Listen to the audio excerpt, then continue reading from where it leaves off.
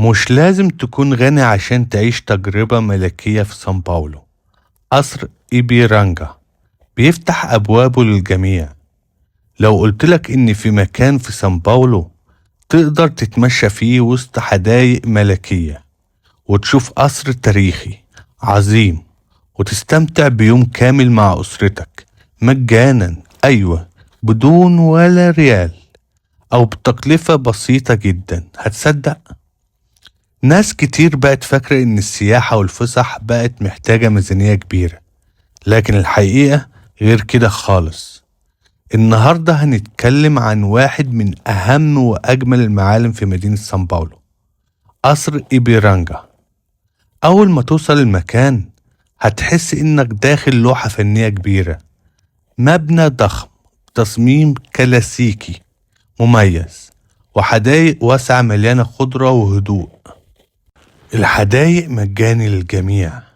أهم حاجة لازم تعرفها إن دخول الحدائق والممشى في المنطقة الخارجية مجاني تماما، يعني تقدر تتمشى مع أسرتك براحة، تاخد صور في أماكن جميلة، تقضي يوم هادي بعيد عن زحمة المدينة، تستمتع بالطبيعة بدون أي تكلفة، ودي في حد ذاته تجربة تستاهل الزيارة.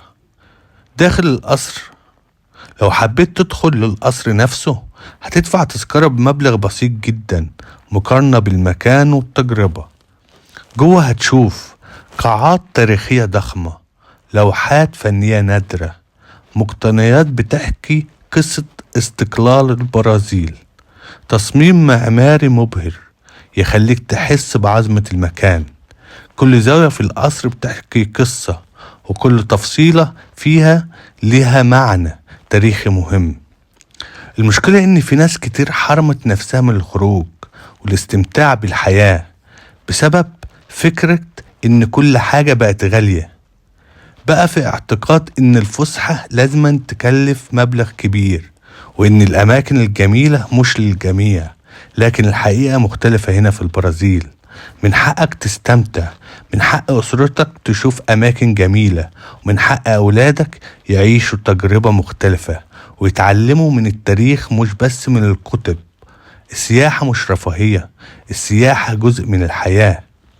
القيمة الحقيقية للمكان، قصر إيبيرانجا مش مجرد متحف، ده مكان بيجمع بين الثقافة والتاريخ والجمال، مناسب للعائلات والأطفال، تجربة تعليمية وترفيهية في نفس الوقت، فرصة إنك تكتشف تاريخ البرازيل بطريقة ممتعة.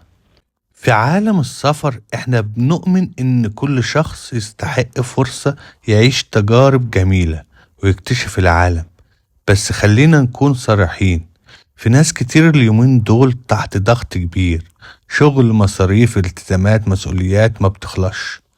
يبقى في ناس فعلا مش بتخرج مش لأنهم مش عاوزين، لكن لأنهم حاسين إن أي فسحة بقت عبء مادي عليهم.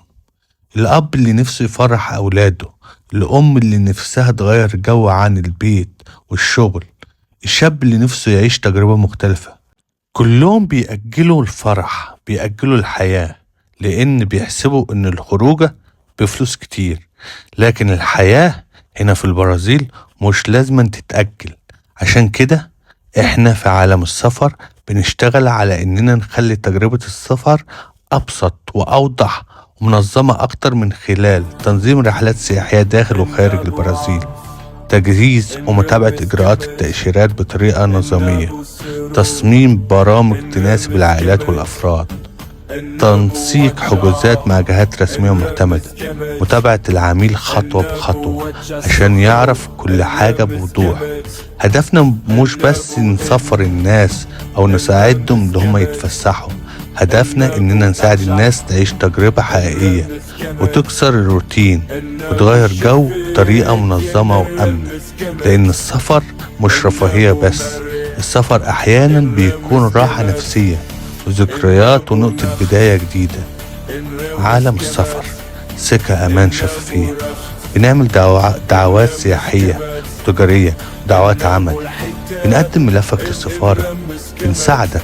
عندنا باقات كتير للتأشيرات وباقات أكتر للخدمة داخل البرازيل بشكل